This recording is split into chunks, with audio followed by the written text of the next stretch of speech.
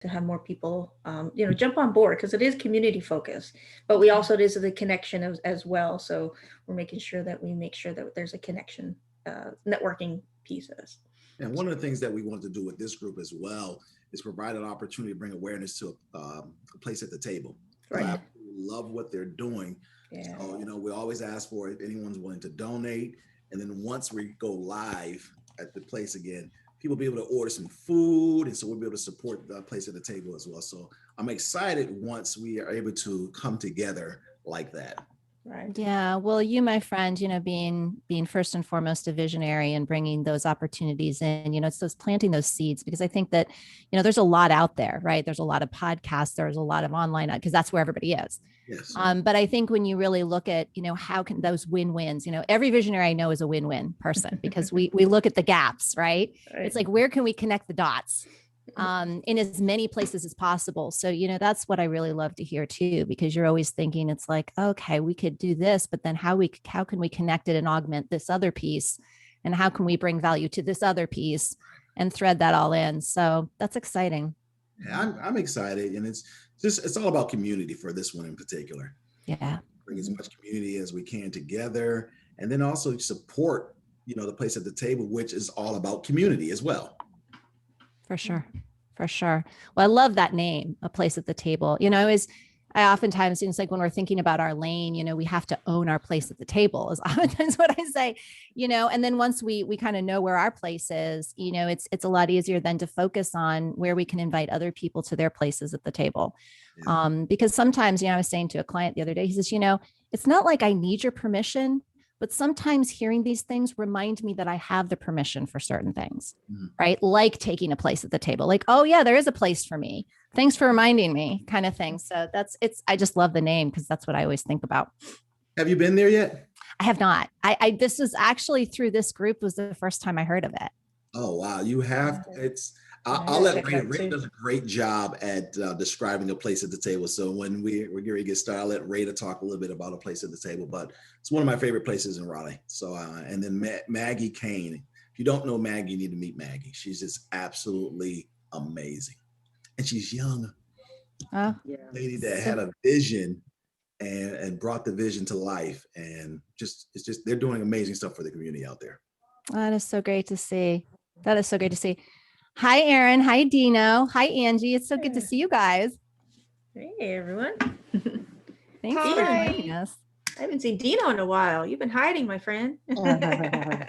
Yeah, I guess I have been. It's good to see you, Sherry. Yeah, you too. Yeah, Dino, you've been busy. I've seen you in every group that I've been a part of recently. You're everywhere. It's been a busy 2021. I guess in contrast to 2020, which is a good thing. Yeah, that's great. You were planting your seeds and now they're sprouting. That's right. Good way of looking at it. Yeah. 2020 was a time of watering and nurturing, and now it's a time of harvest, I guess, right? Yeah, for sure. Yeah, that cultivation year was really important for a lot of people.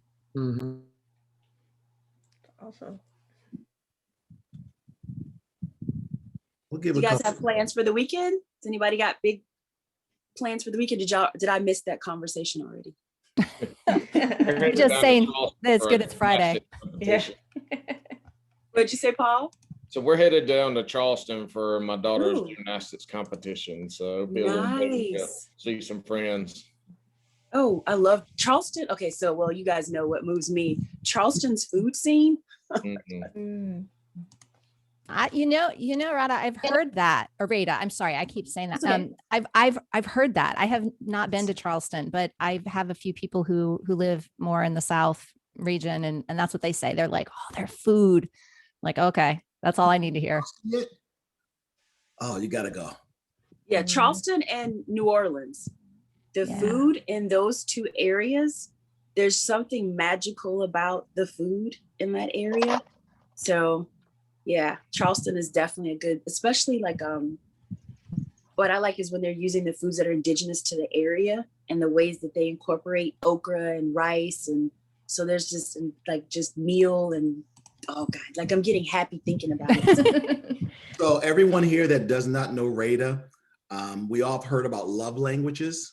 Her number one love language is food. So if you really I can hear it. Reach her, Invite her for a meal. You're good. Yes. If you're struggling with where to go, like I can tell you places to go. And so each nook and cranny of the mom and pops and the small businesses and the local places, because I'm from North Carolina. So just know that even when I was younger and we travel throughout the state, there's like these little stops along the way. And some of them look like dumpster diving places, but the food is amazing. And the people, when you go in, that's what makes a place at the table so spectacular, is because it's not just the food and what they're doing in the community, it's the way they make you feel when you come inside that space. And that's why a place at the table is one of my favorites locally, because of that very reason. They make you feel like you're part of the family.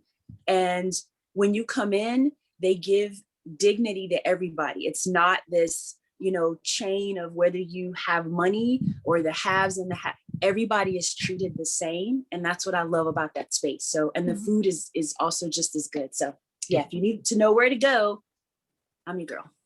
So with that being said, if you guys want to get started and just be respectful of people's Do time, it. guys, away.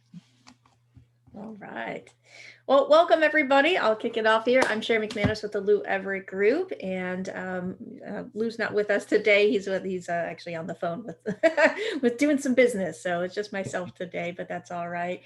We'd like to welcome Traci Phillips. We're gonna get going with her in just a second, but I'm with the Lou Everett Group. I'm going to give it to Paul and Rita if they just want to do a quick introduction with themselves, and then I'll take it back and I'll introduce Traci. We'll get going. Go ahead, Rita. Oh, thank you, Paul. Hi, my name is Rita, and I am part of the We Are Connected Raleigh chapter. And just like Sherry said earlier, we want to welcome you. For those of you that are returning and have been with us before, thanks for coming back. And for those of you that are new, this is your first time coming in, we are so glad you are here today. And what we would love for you to do is go to the chats, drop your information in the chat so that we can get connected with you after this. And so most people leave LinkedIn, but leave whatever feels good for you. Use the chats for questions, for connecting with one another, and for getting your information out there. And that's also a great place to raise your hand and ask questions of our guest speaker today, who we have a dynamic speaker today.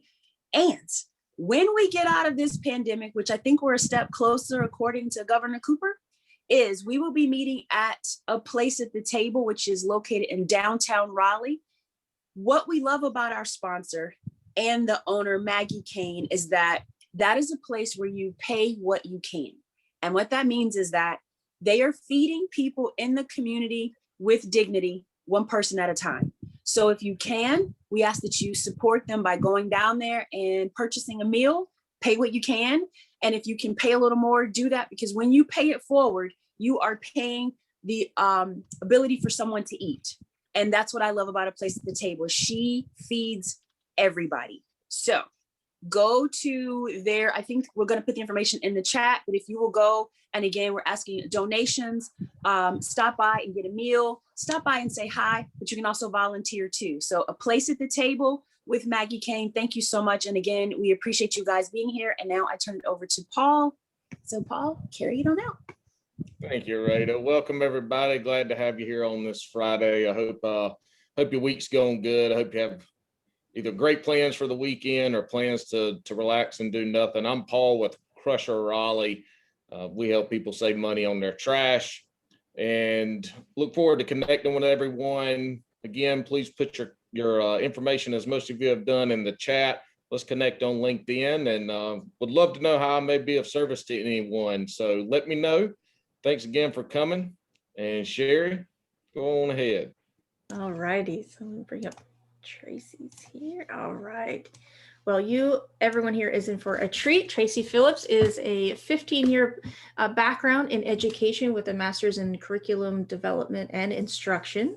And as a leadership and performance strategist, her passion is to help her clients define their personal value, their authentic approach, and intentional outcomes to really create more awareness about who they are, how they want to lead and what their legacy and what they wish to lead. She's definitely a visionary. I had the pleasure of meeting with her, and I finally had a one-on-one with her. So it's been a pleasure getting to know her. And she really assists that visionary, like I mentioned, those business owners and those corporate professionals to learn and practice and really just those better decision making and communication and just that strategy, right? And so her clients become skilled at creating a more cohesive, a cooperative experience, as well as environment both at work and at home, which we know can affect all the way through our lives. So let's please give a round of applause with Traci Phillips. Right. Thank you all. So do I have have the ability to share my screen?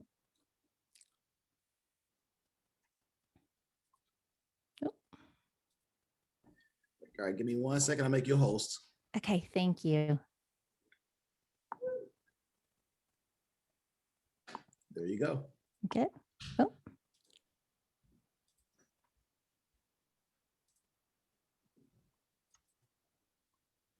All right.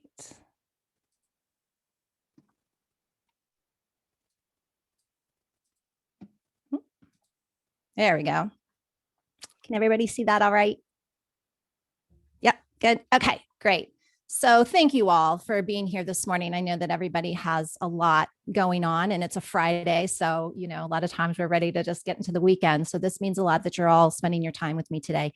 So as I was so, wonderfully introduced, I am Traci Phillips. I am an executive leadership and performance coach to visionaries. And today we're going to actually talk about defining your innate zone for top leadership performance. My company is the Innate Coach. And the innate zone is something that, I specialize in. So getting more into that, I want to kind of set the stage, because one of the things that I find is most important when defining that lane or our innate zone is understanding the impact that our decisions make. And so I just wanted to spend a little bit of time today, really talking about that, because we know it's true conceptually, but once we really start to think about it more detail, that I'd like to get into, I think we really, can feel that more and be more intentional in it. So I like this quote by Jim Rohn, who was, is, for those of you who don't know, is a leadership expert. He says, success comes from making a series of good decisions over time, while failure comes from making a series of bad decisions over time. So it all makes sense. But I think when we really look at that and consider it, it really does make us more mindful of every single decision we make. So the power of our decisions is that, we make many of them each day, and it can be the most insignificant ones that we're not even thinking, are, a big deal. But when we look at them collectively, they actually influence every part of our lives. Even the choice not to make a choice is a choice, right? And we can see over time how that impact affects us, from our relationships to our health.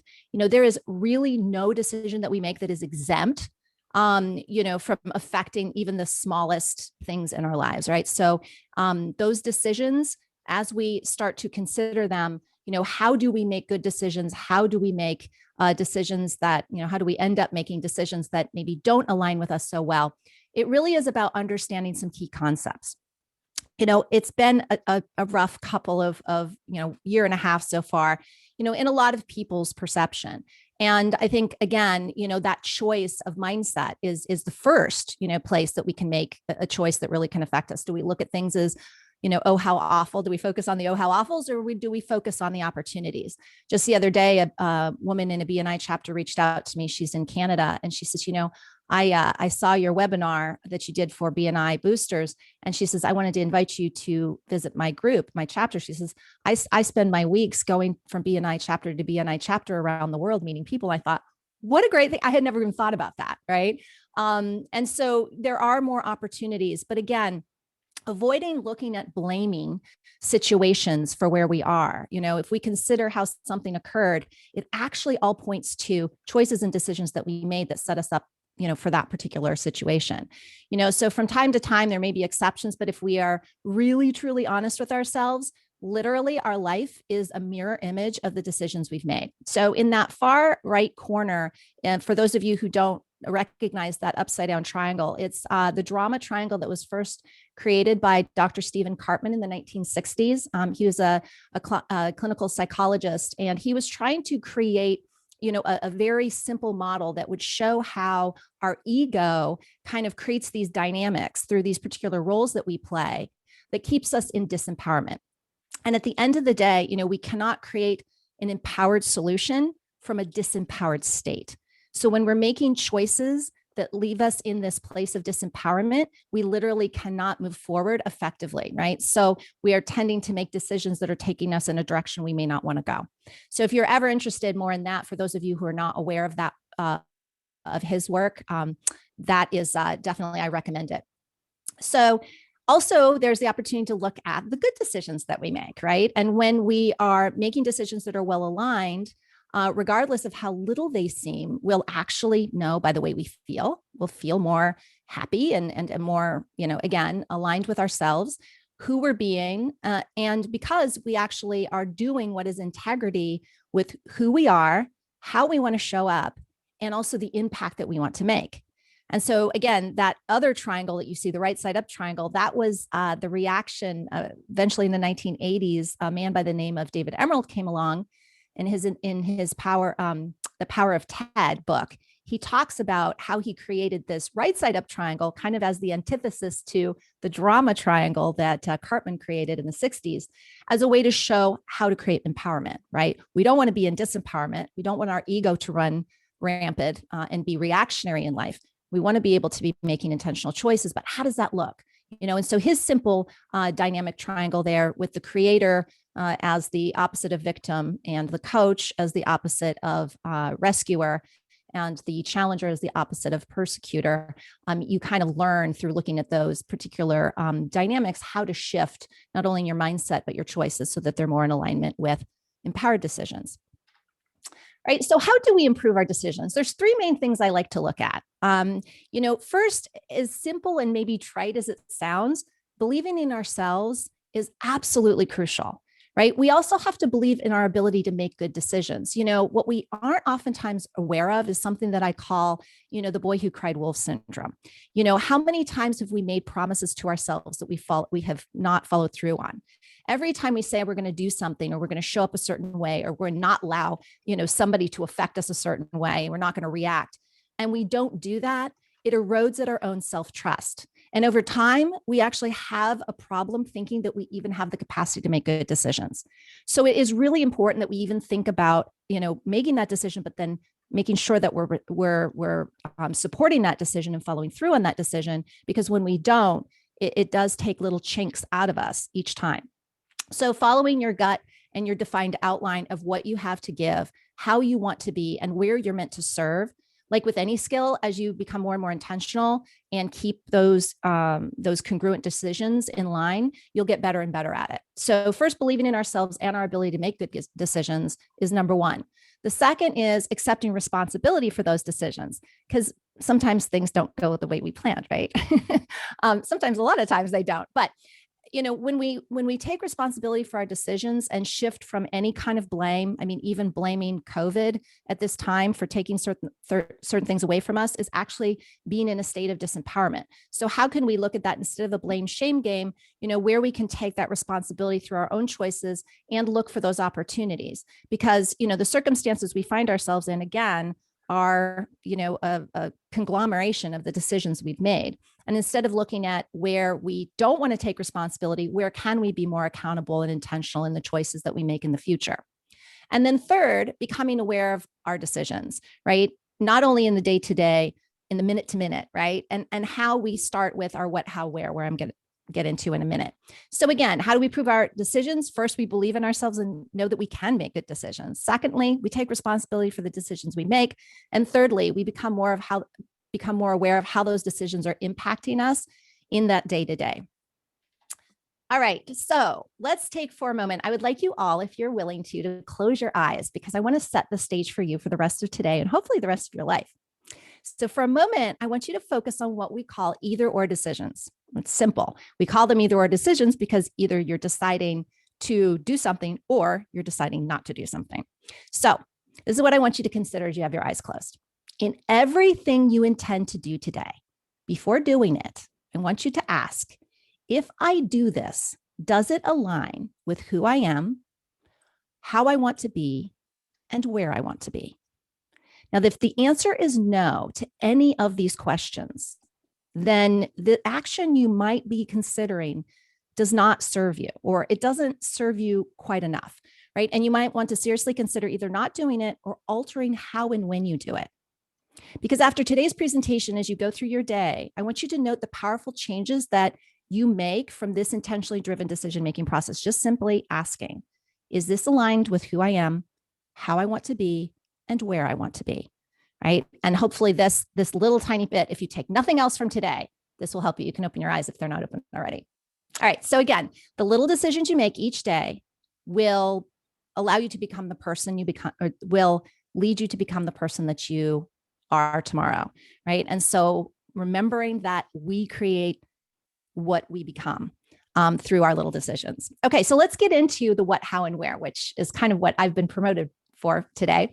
To be intentional and to increase our ability to be effective in business and in life, it is absolutely crucial to have solid understanding, in my opinion, of your value, and we're talking innate value, your most effective approach, most authentic approach to delivering that value, and the knowledge of the environments that best support you to reach your desired outcomes, right? In order to determine these things, we look at what I call the what, the how, and the where.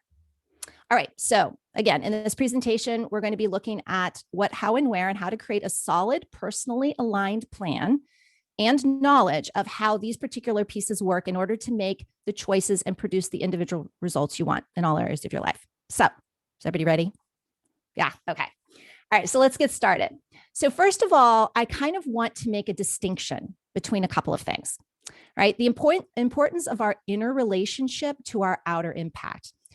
First distinction is the one I make between intentions and goals. For me, I express intentions as those things we want to be, and goals are the things we want to do, right? So who do we want to be in order to do the things we're here to do? Now, most of us have kind of come into a world that's conditioned us to be human doings, right? Where we come out of the womb and we're stripped of our innate value and we're told, you're not valuable until you produce something valuable. And so we spend all of our lives in the earned and learned, right? We create all of these accolades and build skills and all of this, thinking that our value is what we create in ourselves after we've become, something, right? Instead of the fact that our innate value, which is what we come into the world is our greatest value, right? We feel we have to earn it in order to be valuable, right? So I actually want people to shift the thought of doing to be to being to do, right? You're told if you do this thing, you can be considered somebody special. If you do this particular curriculum, you can be, top honor student, right? Or you can become a doctor. If you do this thing I'm telling you to, you can be considered a good boy or girl. But actually, it's the opposite, as I said, right? We're actually here to be a certain way. And from that natural, innate place of value in our being, we will choose, if we're in alignment, to do certain things to support that, right? So again, who do I want to be to do what I came here to accomplish, create, achieve, and experience? All right. So if we want to be grounded in this relationship with who we are, right? We want to know not only what that is, who are we, but how that is valuable. So what I focus on is developing, defining, cultivating, and owning this foundational relationship of who I truly am, how I'm choosing to be, right? And where I'm here to serve. This crucial understanding for healthy, sustained outward mindset and application of self. So in order to get sure on what I'm here for, I need to be able to develop these things within me so that I'm not questioning where I'm showing up in my outside world. So the what, how, where is a model that's built to help you establish definition around innate value, gifts you were born with, authentic approach, how you want to deliver that innate value, and the ideal environments that best support you to deliver what you have to offer. The purpose of these definitions is to create what I call a lane in which you can operate and remain in best integrity with what's true for and to you. That's most important. The tool can be used to measure everything from business decisions to relationships with others. And it also can help you from engaging in disempowered dynamics like I was talking about earlier, and from a place of reaction. So at the end of the day, when you are intentionally creating your best fit, you can be the best for others, right? You can show up at your best for others. All right, so let's start with the what. The what is the innate value, right? This is what I have to give, right? What I was born innately to give. Our ability to language our inherent what, right? And intentionally focus to deliver this, to offer and present ourselves in that authentic way, creates more alignment and fulfillment, not only in our own experiences, but also in our engagements with others and how we come across to them. To become more authentically valuable, we get to become more intentionally aware of our value, right? As important as it is for Superman to know he can bend, steal, and fly, it's equally important for you to be able to language your value to others, right? Because again, would Superman really be as effective if he didn't know what he had to offer? No, right? Because he couldn't intentionally apply it, right? So this becomes the focus of your what. Your purpose is your purpose for bringing what you have within you to the table for the benefit of others. So let's make another distinction. I'm a big distinction person, if you haven't noticed. The zone of brilliance and zone of achievement. These are two things that I've, kind of put language to. Zone of brilliance are those innate things that came, with us at birth, right? This is what we're naturally brilliant at. In fact, it can be so difficult for us to see this because we're just naturally good at that we don't even recognize it's valuable much of the time, right? Versus our zone of achievement. This is our learned and earned. These are the things that we've acquired, the skills and traits and things that we've acquired, maybe not traits so much, but skills and gifts that we've acquired after we were born, right? This is where we've gone to school to learn certain things. This is basically what you see on a resume, right? That's our zone of achievement. Now, as much as we've been conditioned to believe that our zone of achievement is our value, it actually, in my opinion, is only the supportive value to our zone of brilliance. So that's why, I believe this whole thing with imposter syndrome, I believe at the core, what's going on is people are really digging and having this felt sense that they're here for more than they're learned and earned, right? What they have been conditioned to believe is their true value. They have this deeper understanding that there's more to them. And they're absolutely right. It's about defining their zone of brilliance because, sometimes we're not even in the right field. And we don't know why we're not achieving what we want to achieve, even though we have all the credentials. So this is, a lot of times I find that when people can get right with these particular things, make these distinctions and understand what their zone of brilliance is, it changes everything. So the process of finding our what is we first start by making a list. And this is all of the attributes that you can think of that you're naturally good at. Now, one of the things when I first developed this years ago, I said to the first client, I kind of guinea pigged with this. I said, think about the things you've been told in your life about yourself that have surprised you. And this can be either negative or positive. I'll give you an example of myself. When I was a kid, I used to be told I was a troublemaker. And I remember thinking, I don't understand. Like even at times I was being told, I wasn't thinking I was causing trouble. I was thinking I was actually being helpful. Because what was happening is I was picking up incongruencies in language, both verbal and nonverbal, and I was pointing them out. And I was trying to be helpful because I thought there's this value. I can see this.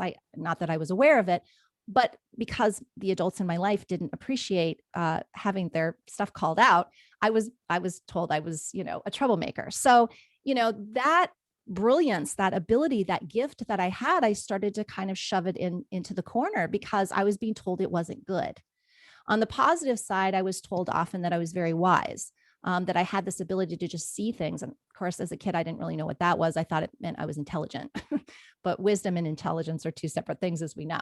So this is the kind of thing I'm talking about, is the things that it's like the white rice analogy. White rice doesn't know it's white because the color is too close to it, that it has no perspective. The same thing is true of our brilliance. Sometimes it takes other people, or things other people have said to us for us to be able to even determine whether something is valuable or not within us. Now, once we make that list, you want to narrow it to the top 5. And these are those value words that you can hold on to and to keep you in that remembrance of what your true gifts are. They can become I am statements, which are, like affirmations, but you made them yourself, right? They're the customized affirmations, which are the best kind, right? And reminding yourself that on a day-to-day basis, this is who you are, right? You can, the ultimate goal is to fill in this particular statement that I have at the bottom. At my core, I am, and then you fill in your 5 words that you've chosen that are at the core of describing who you are and your innate value. And this is the gift I have to give at all times. My particular words are loving, reverent, real, observant, and purposeful. And I always remember in every interaction that that's what I'm here to give, even when things are challenging, even when maybe people are not being loving back to me or not being reverent to me or not being, real with me. I know that those are my most valuable gifts. And so I choose to show up in them regardless. All right. So our how. This is how we want to show up, or more importantly, our authentic approach.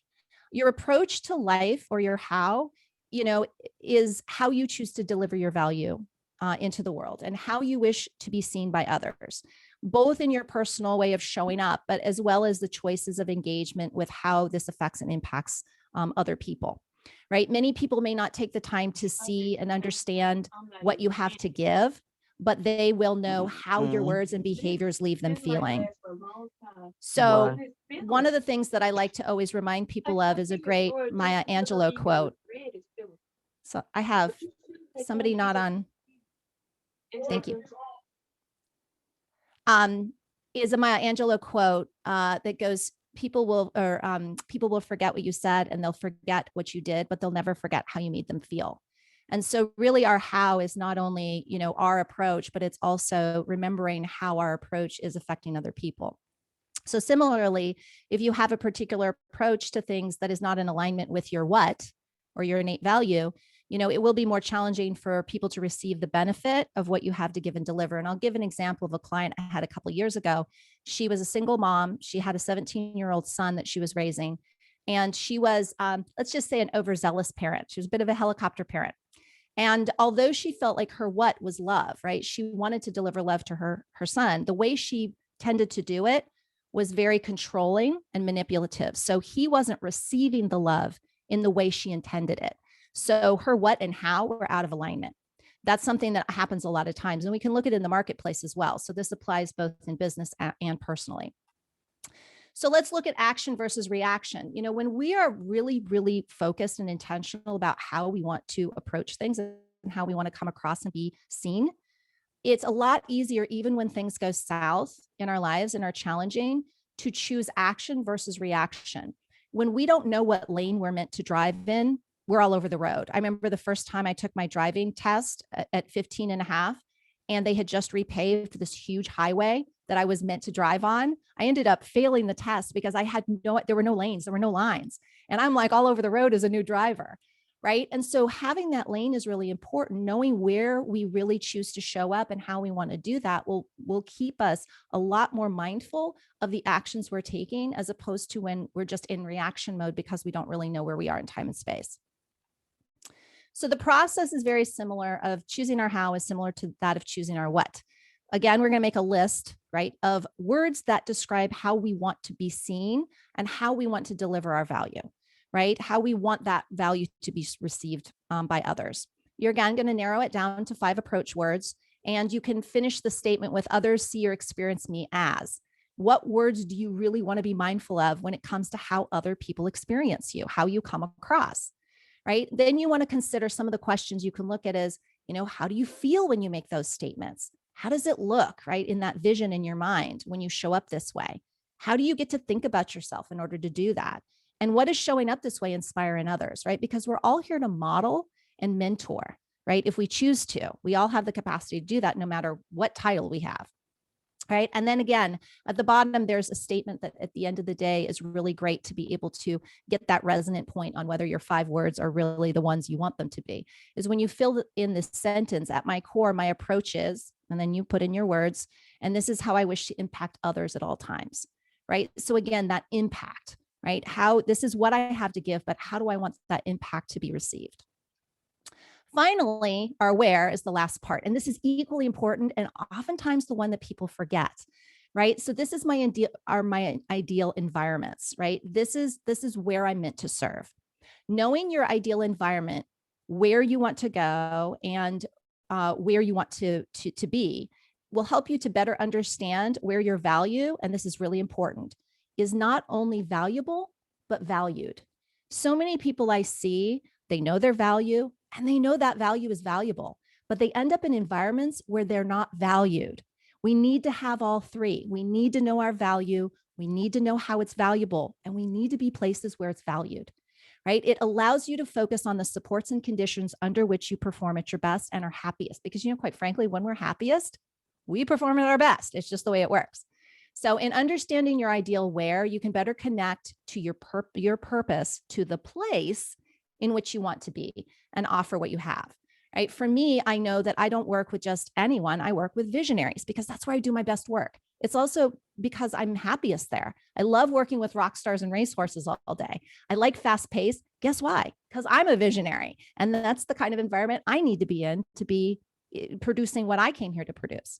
Right. So being in alignment with those things is also where you're going to serve other people the best and be most valued. All right. So I like to look at environments as three things, and I call them the nouns, right? We've got person, place, or thing.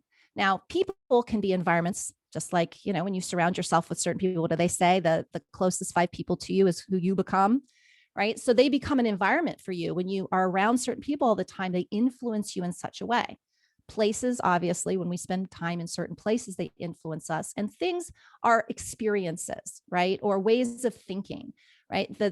When I have, certain mindsets, I perform better. These are places where I like to go, like growth mindset, right? It's a thing. But it's also, like I said, experiences. I like adventure. I like adventuresome experiences. They tend to help me perform at my best. So it's about determining, when you're thinking about what those environmental words are, think in terms of person, place, and thing. So the process, again, very much like the what and how. You choose your list of words, and then you narrow it down to the top 5 non-negotiable environment words that have to be in place for you to be at your best. And then you can fill in the statement, I see myself in an environment that is, fill in the blank. Think about how you feel, right, when you make these statements. What would you be able to accomplish in environments like this? And thinking about these words, envision what kind of environment, person, experience, what this would look like. Right. The more we envision, they've done so many studies on this, right, with athletes, those who can envision themselves running, across the finish line first are usually the ones that do. Right. And how would it feel to be able to add value to this type of environment, person, or experience? Right. What kind of value do you receive from this particular environment, person, or experience, right? Think really carefully through it. Journaling is a great way to do it. Some of you, like myself, when I speak out loud, because my own voice grounds me, sometimes I like to just do an audio type of journaling. But thinking through these things can be really powerful in driving them home and making sure that you're really thinking about them and they're in the forefront of your mind on a daily basis. And then finally, the statement that you can plug your words into to kind of test them. It's like the litmus test. At my core, I know my ideal and most conducive environments are, fill in your words, and they will support me to show up at all times at my best. So what I want you to do, and again, just as a little side note, because I flew through this and I'm sure you're not all memorizing every single thing here. My upcoming book that's going to be coming out, hopefully in either late spring or early summer, goes through this entire process. So looking in, look out for that. It'll be on Amazon. But, how can I use these value words, these approach words, and these environmental words to be more intentional about what I bring, how I bring it, and where I bring it in my day-to-day experience? So again, really being intentional, remembering the decisions matter, every single one of them. And the closer we can be to making sure that we're driving in that lane that we have defined as our own, the more the decisions we make and the lives we're living are going to be in alignment with actually what we want. And with that, I will end with another quote. This is one that's perhaps one of my favorites, that one of the most courageous things you can do is identify yourself, know who you are, and what you believe in, and where you want to go. So with that, I want to thank you all for being here today, and I'm open for any questions if there's time.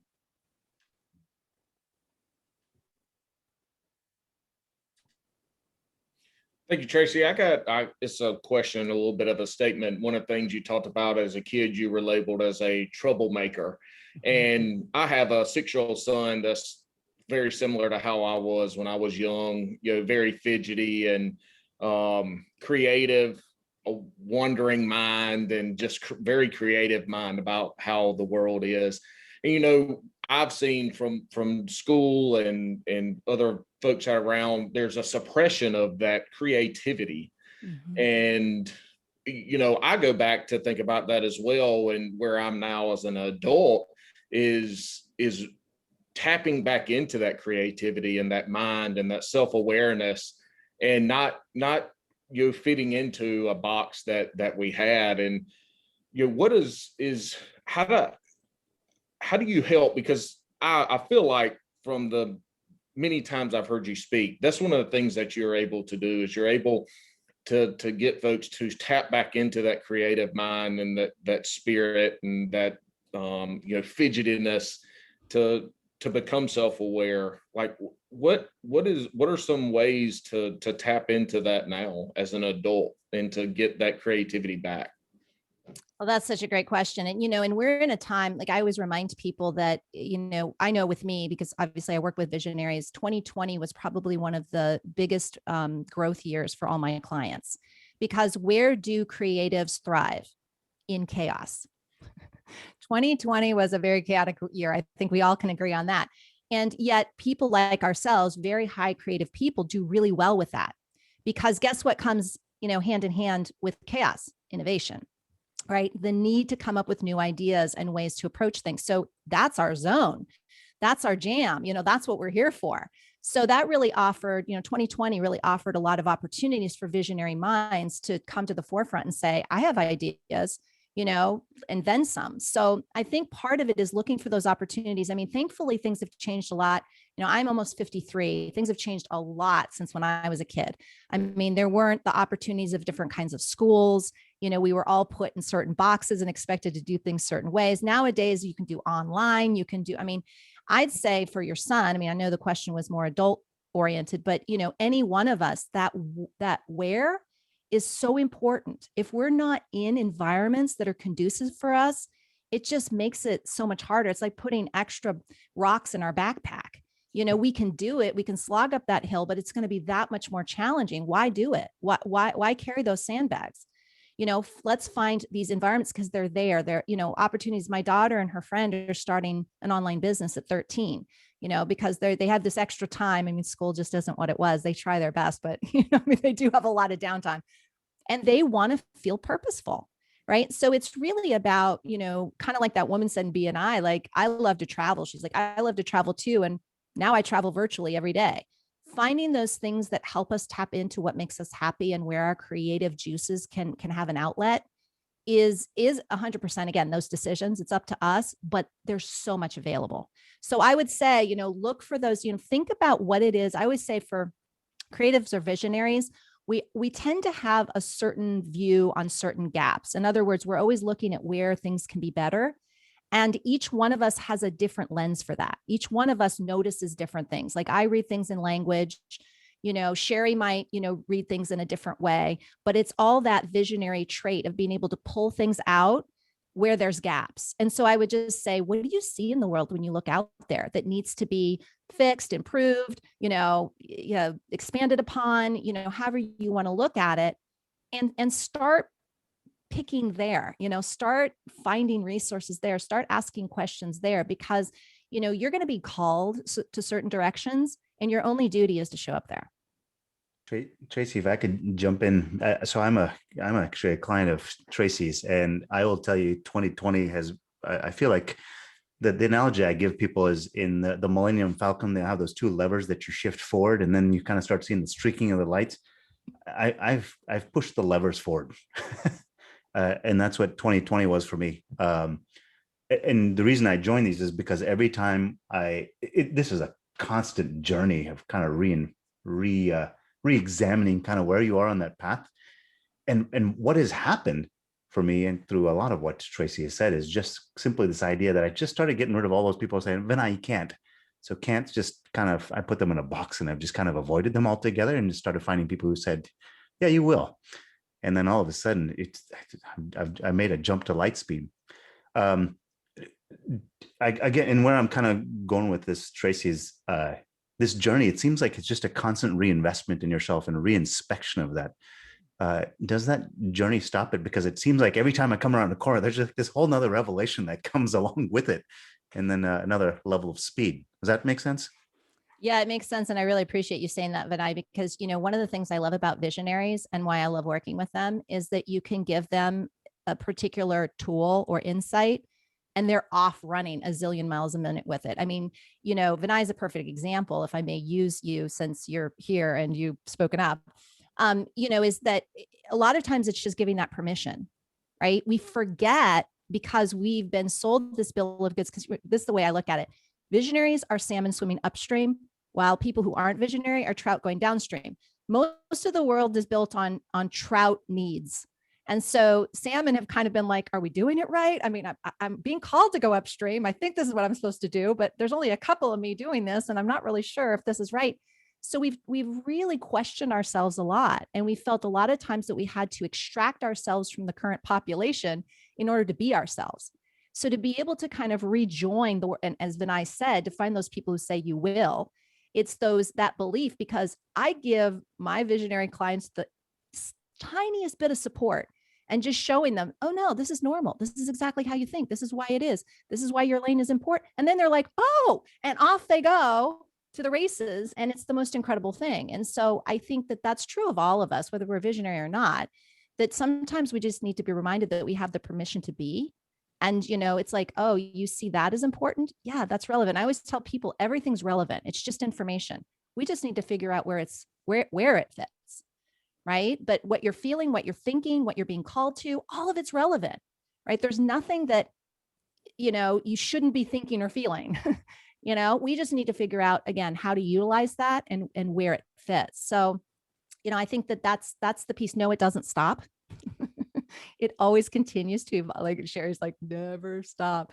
Right. And I think that's honestly, if I can just put a plug for coaches and anybody else, because I think everybody here who I know, they're all support people, to either entrepreneurs or some other, type of individual, we're always needed. I mean, we have great job security once people really realize this, because there is never an end. There's always going to be something. And guess what? We all deserve support.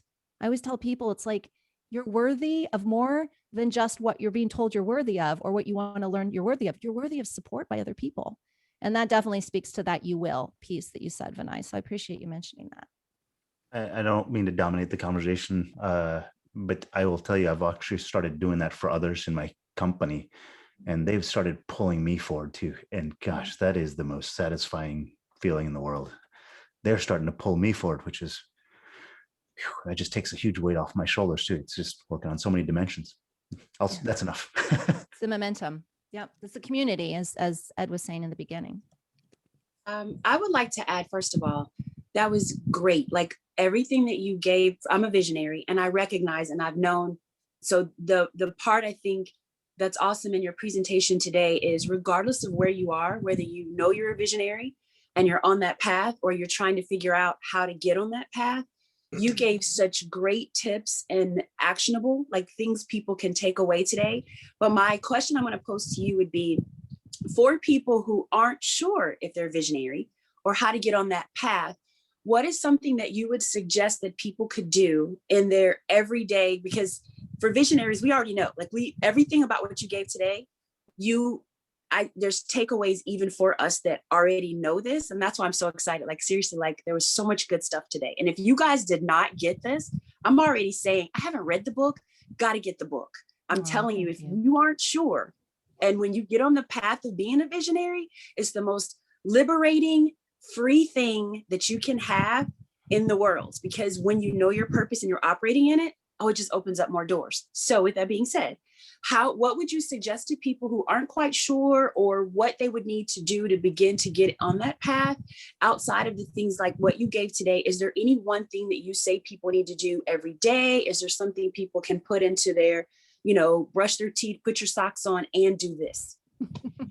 That's so great. Well, first of all, thank you so much. I mean, your words mean a lot, and your enthusiasm means just as much. One of the things that's kind of funny, because, obviously, as I said, I'm a visionary, and I think that's why I work so well with visionaries, because I'm like the holder of the visionary's vision, right? So it's like, let me hold space for your vision while you go doing the things, that you need to do to create that vision.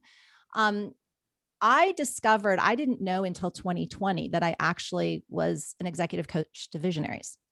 And it was, I don't remember who mentioned it to me, but Gino Wickman, who created the EOS system of organizational operations, wrote a book. No, Vinay, I think it was you that told me about this, Rocket Fuel. And that book is absolutely incredible because it talks about the visionary integrator relationships. But in the first part of the book, it's all about visionaries. You're a visionary if, and he goes down a whole list of, attributes that typical visionaries have. And, I was reading it more just because I love Gino Wickman's work. I love EOS. And I was literally like, oh my gosh, I started to think about all my clients. I'm like, these are the people I work with. So sometimes, again, like I said, our brilliance can be completely masked to us. We don't even know what we're doing because we just do it so naturally. But I would say read that book. Like if you're a visionary, I mean, like you said, the beautiful thing is when you know it, but there's always things we can unpack. And that particular book I really liked because it didn't just talk about you're a visionary if, it talked about the importance of the integrator in your life. And whether it's one person or whether it's a team of people that kind of constitutes your quote unquote integrator, it is so important that we team up with people that have the skills that integrators have as visionaries. It's absolutely crucial. And so that really made that crystal clear for me. I mean, it also made me appreciate my husband more because I'm looking at him like, oh my God, he's the ideal integrator to my visionary. Like, thank God I found him.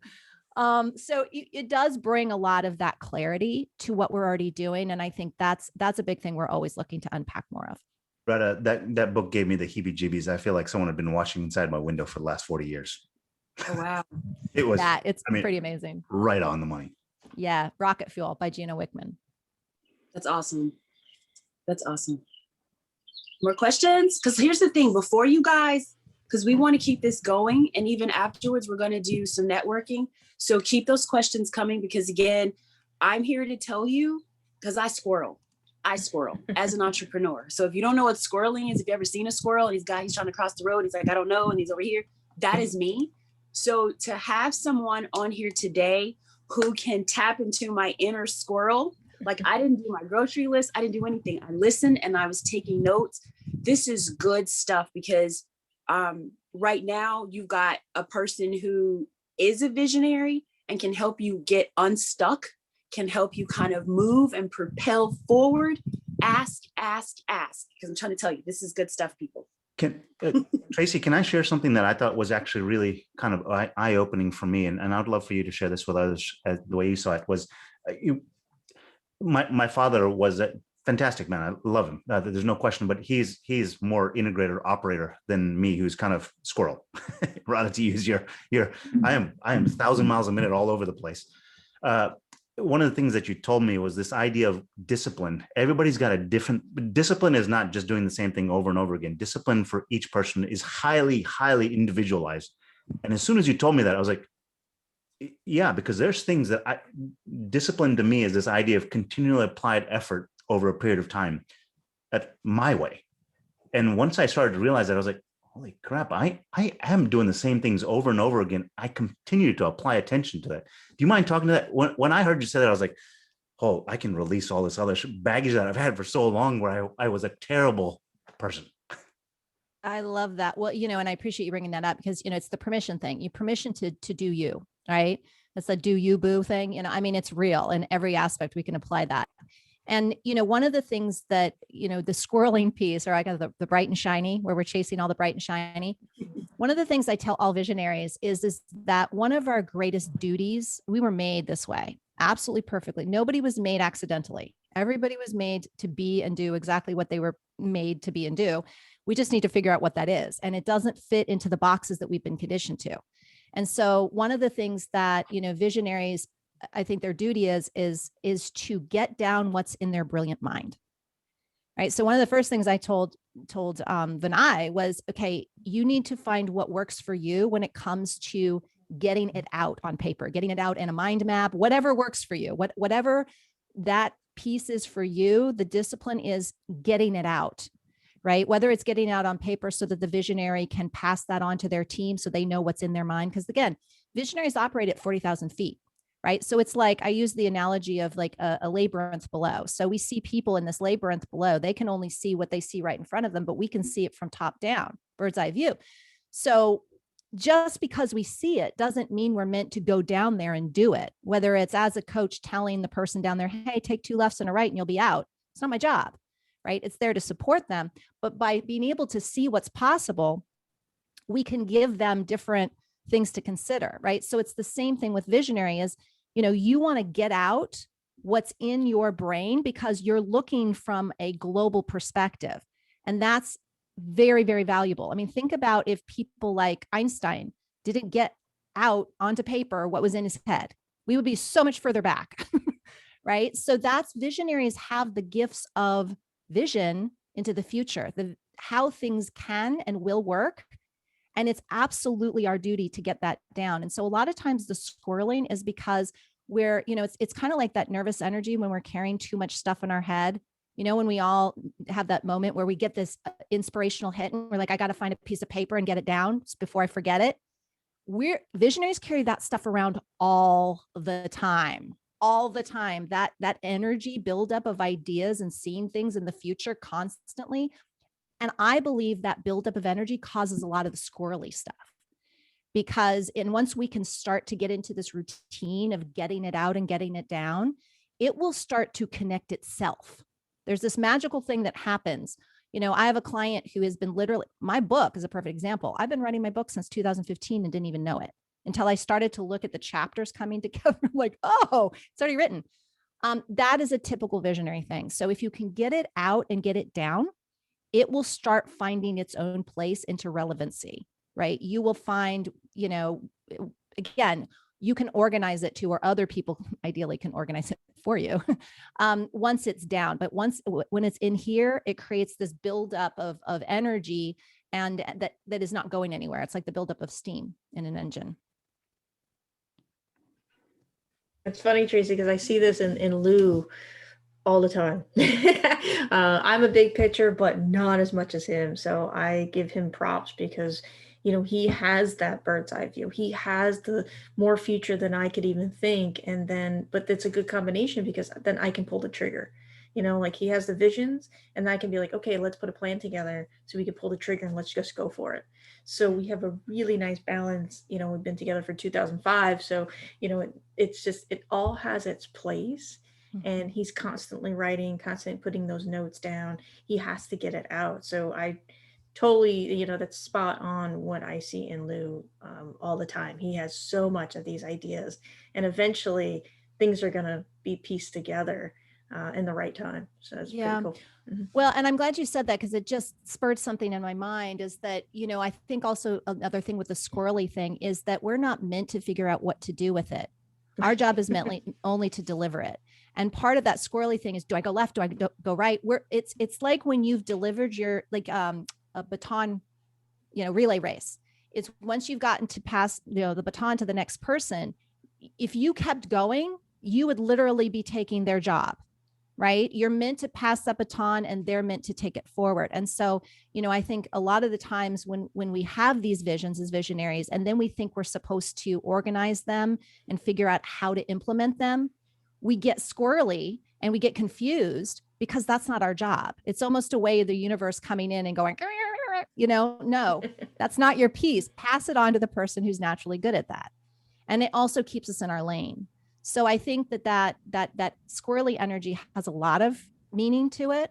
But that is just something when you were just talking that kind of occurred to me is that, you have worked out with Lou this ability for him to bring it down from the ether and you to say, okay, let's organize this and put it, into these various, actionable and applicable, procedural kinds of things. So thank you for bringing that up. It's very important. I'll just say that you just spoke to me.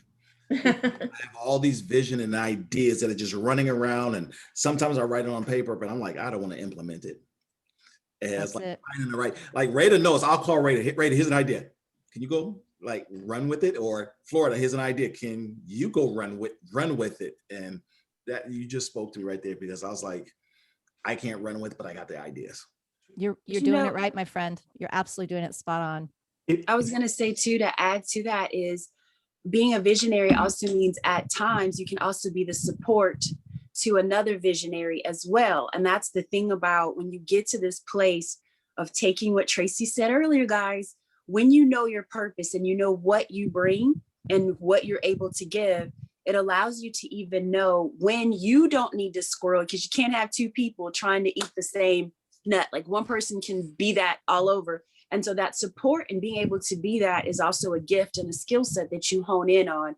And that's why, because you can't, Ed and I think in Florida, we've been on the phone call and all of us are all squirreling, and it's like, whoa, we can't all squirrel. So I think that's the beautiful thing too, about when you understand those roles and that lane, like you said, knowing what lane you're in and when you can be it. But as a visionary, you also can recognize in another visionary person when they're in that space. And so you can be supportive of them.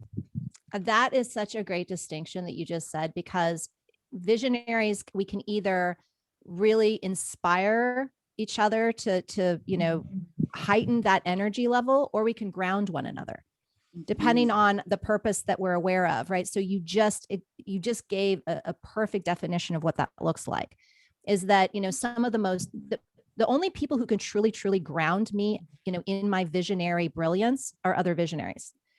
And the other people who really inspire me most and get the fires going with me are visionaries, right? So I love hanging out with visionaries, but a lot of times, to your point, when we're trying to get something done, we're trying to move ideas from point A to point B, then it can be really, really hard. And we need some integrative energy in there. We need some people who can say, okay, we need to be able to, like Ed said, delegate. That's one of the first things Benai and I were talking about. I'm like, okay. It's just like, well, I could get and do that. I'm like, no, that's where your lane ends.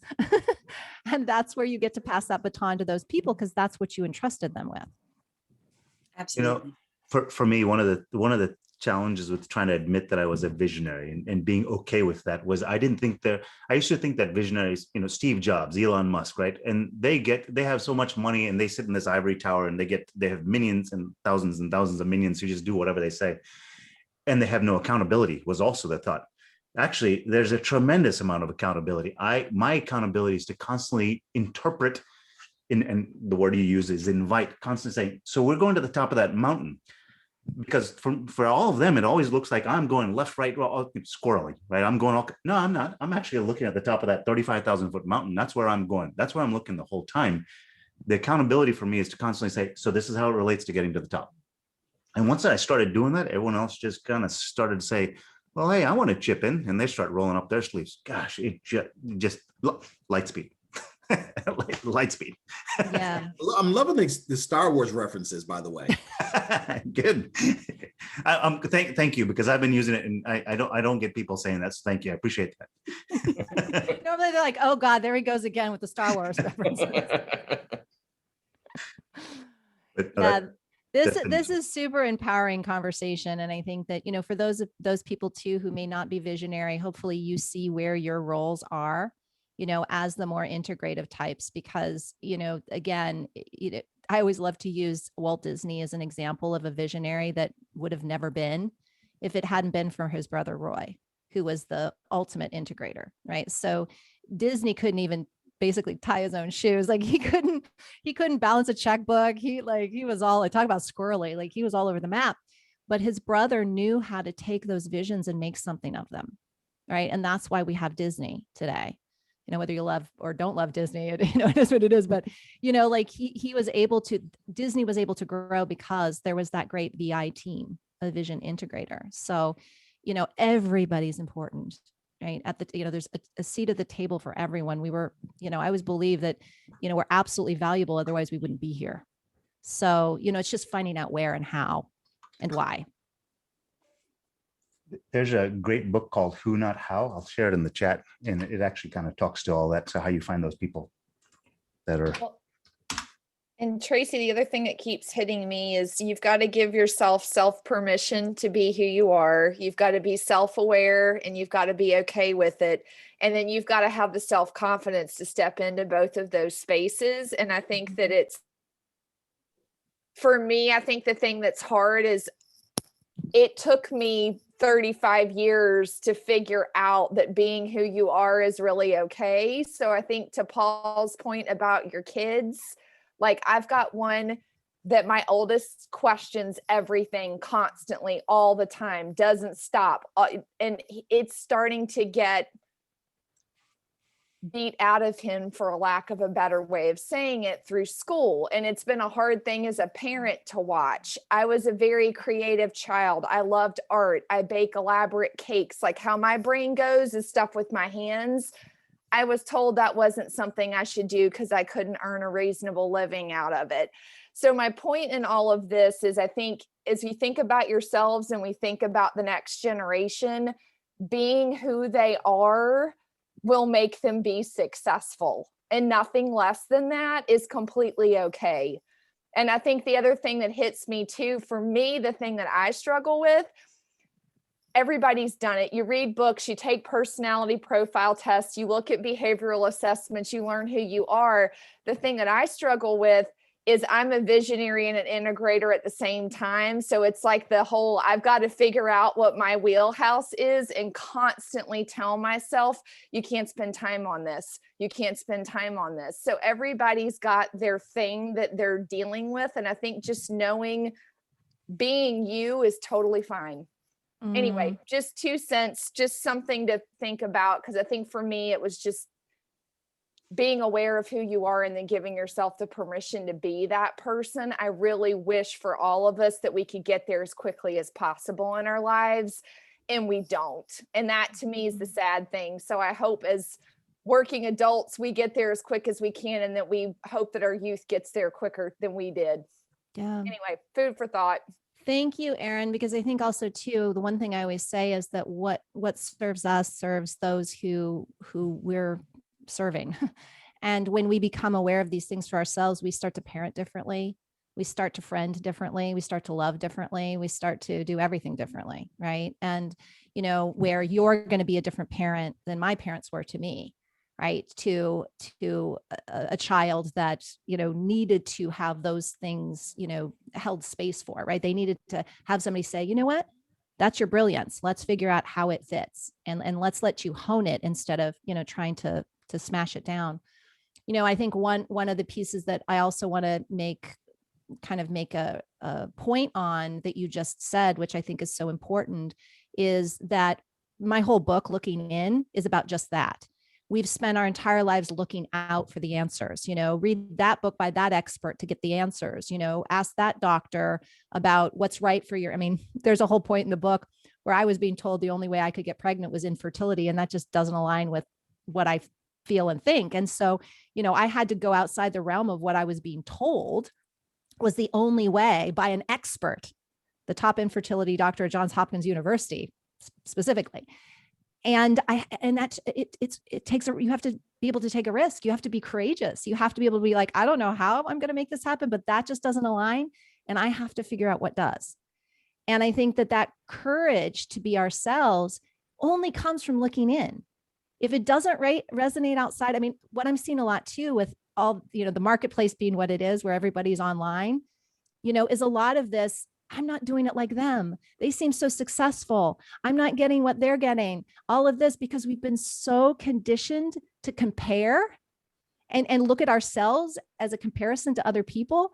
And that will never work. That's where imposter syndrome comes from. That's where, you know, we can't get a good read on what we truly have when we're always looking out to see what other people have or what other people don't have, right? Because that puts us in a critical situation. We don't want to feel good about ourselves because we're being critical of other people. Like, what a horrible way to put ourselves on a pedestal, you know? We want to define these things innately within us, right? And again, that's why I feel like I cannot beat this horse anymore, you know, is it has to come from, it doesn't have to come from my process. I just feel that this process works, but it has to come from some sort of introspective process where we're defining it. It isn't assessment. Those things can be incredibly helpful. They can kind of, you know, mirror back to us, you know, what we already discover for ourselves, but they cannot be, you know, the credential that we place upon ourselves that gives us, you know, the authenticity or the authority or the identity that we seek. It just can't. We can't get it from outside of us. It's not going to come that way. So I appreciate you mentioning those things.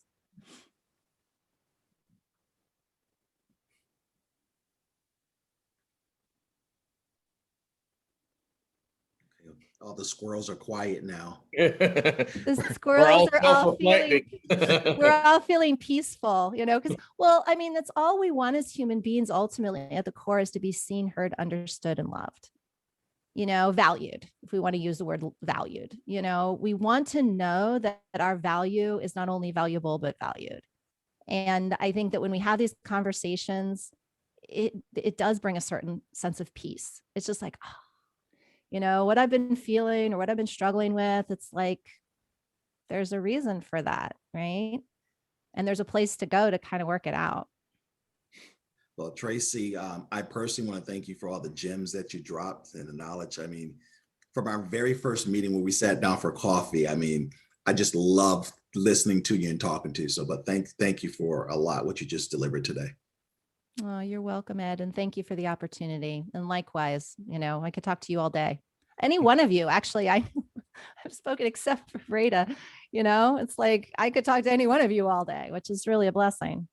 We spoke through a mutual friend, Woolwin. So it's kind of like I talk with, So like I already know you and your spirit and all about you just because of that connection between Woolwin and Ed. So it's like we have been talking. Good point, my friend. Good point. Thank you for reminding me that. Yes, I thank you for supporting what Woolwin and I are doing too. And you said that earlier, it's the group of people that we interact with the most. It does say a lot about who we are, the skill sets, the personality traits that we kind of bring to life, or what is given, room to grow. And so I feel like I have spent time cultivating a good core group of people. And I won't say that I went out seeking. They found me based on the energy. And so I have this amazing group of people that I get to be connected to. See how I do that every single time, Ed?